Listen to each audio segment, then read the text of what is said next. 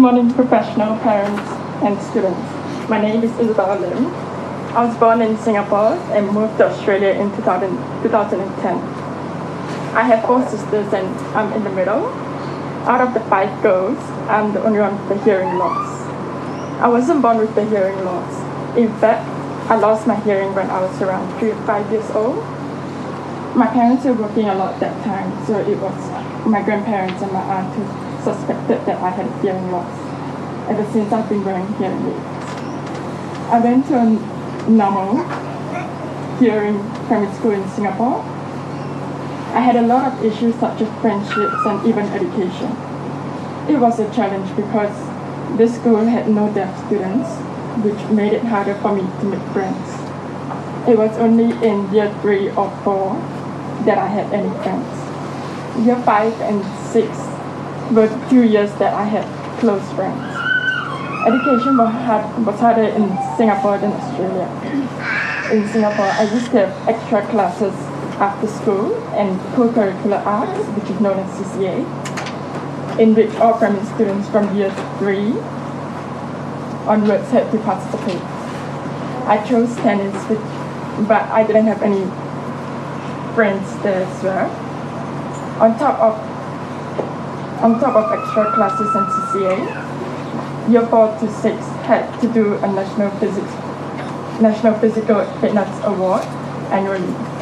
The class ended usually around 7 to 8 p.m. at night. I managed to graduate with my friends in year 6, even with all this pressure from school. After moving to Perth in 2010, I went to Canning Bay College with year 8 with a visiting teacher from Bray once a week. On my visit to Australian Hearing in 2010, Australian Hearing recommended me that I attend Shenton College because they reckoned that I would make deaf friends who could relate to my situation. I used an FM in year 8 and 9, but I stopped using it because the FM would be on and I can hear the conversation between my friend and teacher, which can be really, really awkward. Shenton College was perfect for me because I finally met people who were in a similar situation to me. On my first day, I couldn't communicate with the other deaf students because I didn't know Auslan. But because of their patience, and by writing in a book to communicate, they taught me Auslan. They would teach me first to finger spell the words and then teach me how to sign the words.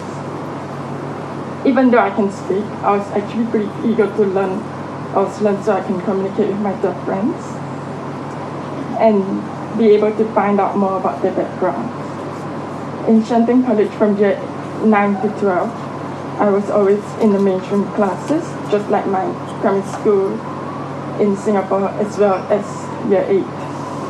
Mainstream at Shenton College was challenging, especially when teachers don't put in captions in their videos, but it actually didn't matter to me because I always go home and watch the same video on YouTube to gain more understanding. Apart from that, there were note takers provided for me, which was good. My brain processes information slower, so when the notes are given out at the end of the day, I would compare them with mine and I would always find my notes very off topic from what we had actually written in class. I'm still learning sign language so that I can communicate with other deaf people outside of school. Yes, I'm able to speak, but to be able to learn sign language is a great thing. I consider myself lucky because I get the best of both worlds, which most students don't. After moving to Shenton College, I realized that it was the best school for me because of education, teachers, and friends. Education taught me that no matter how hard it gets, there would be friends and teachers supporting me. Friendships made me realize that just because we're deaf but in mainstream classes doesn't mean we can't mix with the sign and deaf students. Deaf students give me more knowledge in terms of their sign language and their deaf background, and even helping out with studies. It's all about equality. We all have to know that everyone, hearing and deaf, are equal. My confidence increased despite my hearing loss because of my teachers of the deaf. They encouraged me to study harder and allowed me to open my heart to them about school or personal matters. They would listen to me and give me advice. I had an ear infection in my right ear last year that went on for 2 to 5 months, which made my life so much harder at school. My right ear is usually better at hearing than my left ear, so when that happened, I had a hard time hearing my hearing friends. My deaf friends were easier to communicate with due to using sign language, and they have been through this before, so they could feel my frustration. I had a hard time hearing the teachers even though I sat at the front of the class. My parents wrote a letter to ask the teachers to speak louder. Some of the teachers did, but it wasn't loud enough. I was thankful that my note taker wrote everything down and I could catch up from what she wrote. My parents supported me by taking me to my friend's house even though they were busy. Even though they were busy, they still had the time to care about my education and to ask about how I was coping at Shenton and about how my friendships with the deaf students were going, because they knew that it was the first time that I was mixing with students that were similar to me. Even though I have a part-time job and it seems like I'm independent, they still give me money every month. My part-time job requires communication, which means communicating with the hearing people. You all may be thinking that I would have gotten used to listening to hearing people since I've attended a normal hearing school since I was young. To be really honest, I still have some communication problems at work, but that doesn't discourage me or make me want to stop working. It makes me work harder, and I clarify with my fellow workers a lot of times.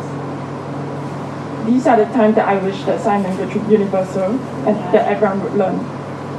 Shenton College decided to put Auslan as the languages other than English, which is below, so that more students can learn and communicate with the deaf students. It made me so happy to hear this.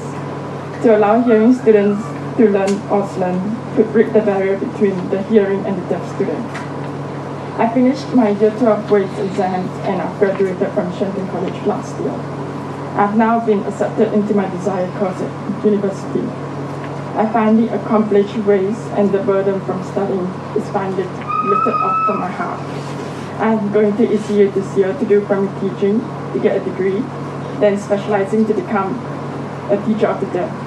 It's going to be a long journey for me, but it's going to be a long journey for me to become a qualified teacher of the deaf, but I'm really sure it will be worth it. My friends and teachers at Shenton College were the ones who inspired me to have entered this profession. After graduating from university in a few years' time, I hope I can go back to Shenton College to teach the deaf students. Thanks for listening.